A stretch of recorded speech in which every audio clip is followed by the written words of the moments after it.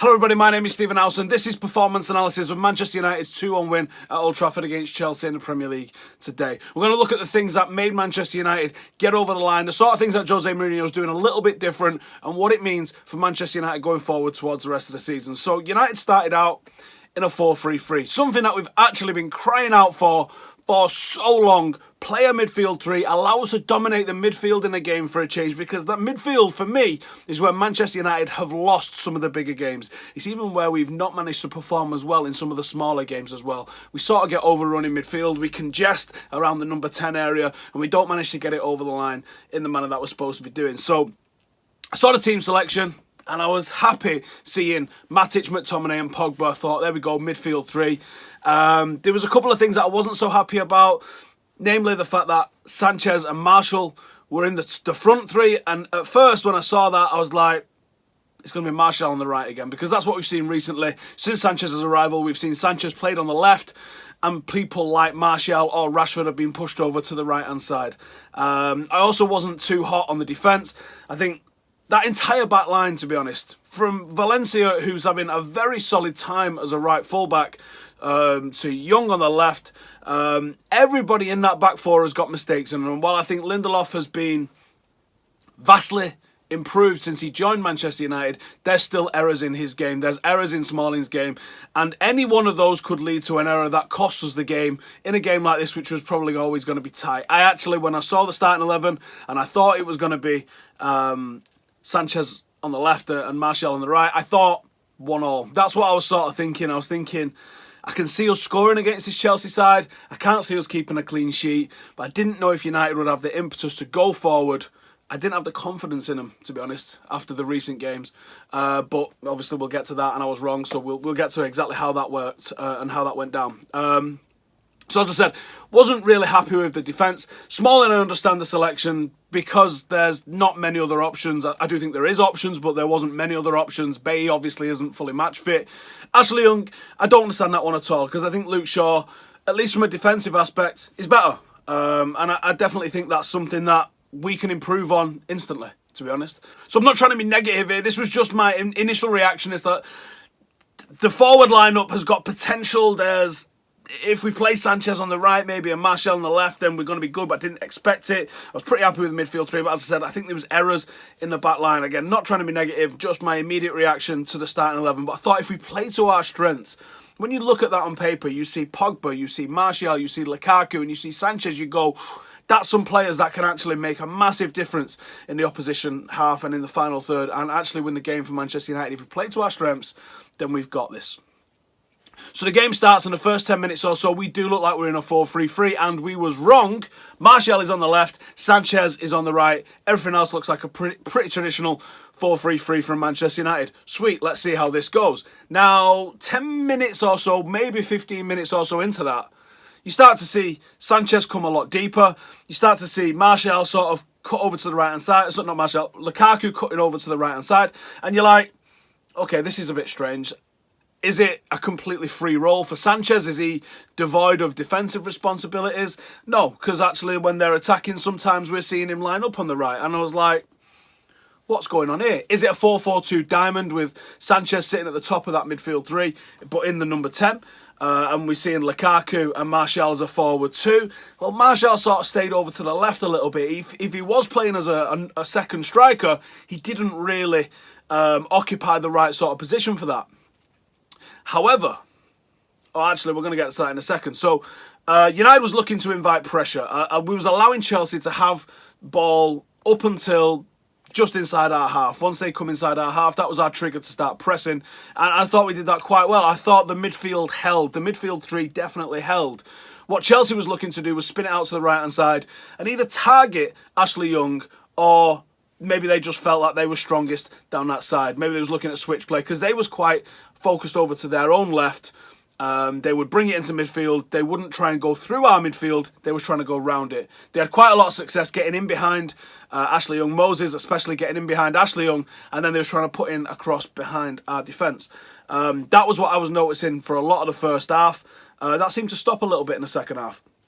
But that was what I was seeing Chelsea attacking. Obviously, their goal came from a little bit of a counter-attacking play from them. It looked like a comedy of errors from us. Everybody gets attracted to Hazard, and Willian goes away and manages to pull off a goal. I thought, actually, Willian was probably their best player. Someone I would absolutely have it in a United shirt in a heartbeat.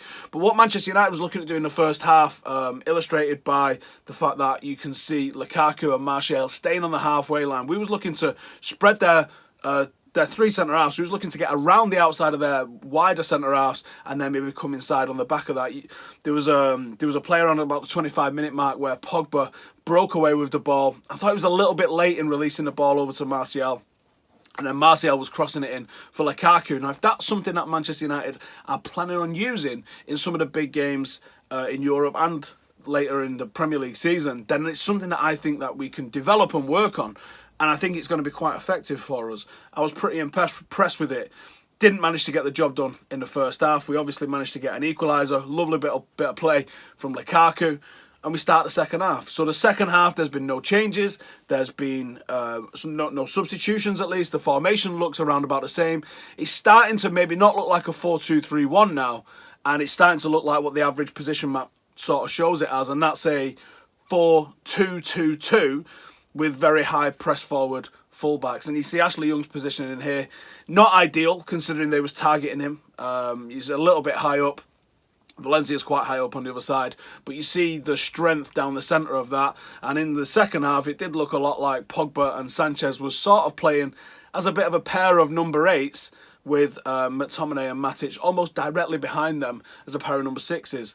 And it kind of worked. I thought Sanchez was a little bit lacklustre, not quite got the beat of all his teammates just yet, but Manchester United went on the front foot, and this is where Paul Pogba absolutely grew into the game. Paul Pogba was cocky, he was arrogant, and his decision making was absolutely fantastic. The stuff he was doing with the ball was quality. Now, he didn't get an assist, he didn't set up a goal, he didn't score a goal, but I thought what he was doing with the ball at his feet was taking it at the moments that Manchester United needed him to take it, and we've needed him to take it in opportunities and places and games like this before, and he's not managed to do that, or we haven't managed to get the ball to him. This was the cocky £100 million player Paul Pogba that I think Manchester United paid for. Finally, we're starting to see that, and he done it in the biggest of games, playing against the champions in a game that Manchester United pretty much needed to win. So then we see Martial is substituted for Jesse Lingard.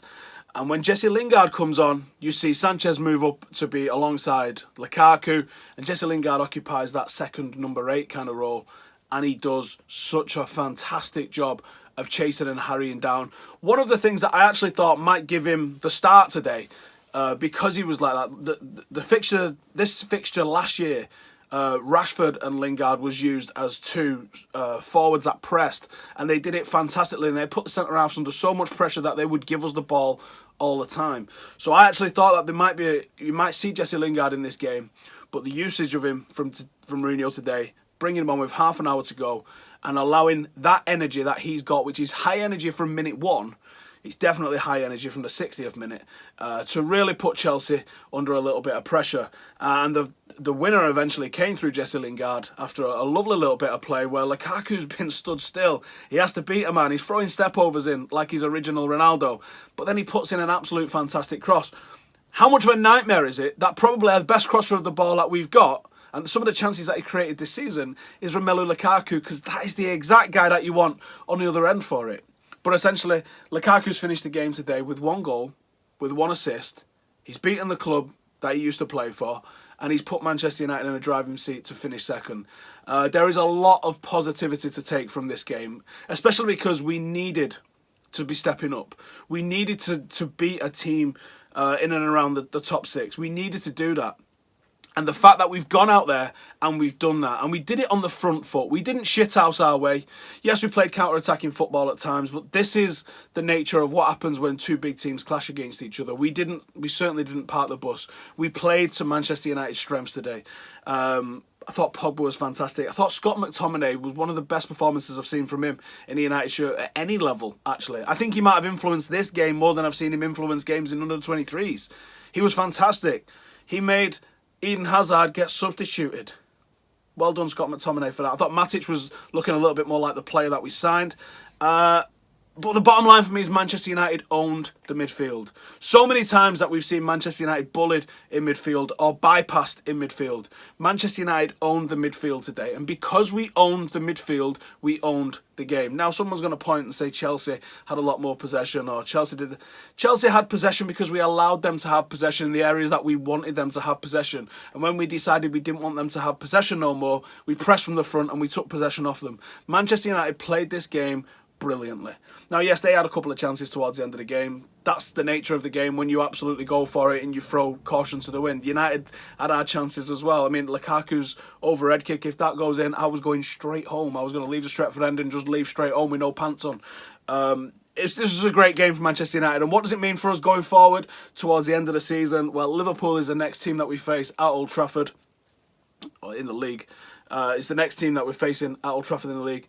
We now go into that game, I think, with just a little bit more confidence, a little bit more belief in our ability. Jose Mourinho has shown a bit of a masterstroke here. This is a formation that I've not seen him use before at Manchester United. It's worked against one of his bitterest rivals, so spot on for Jose Mourinho today.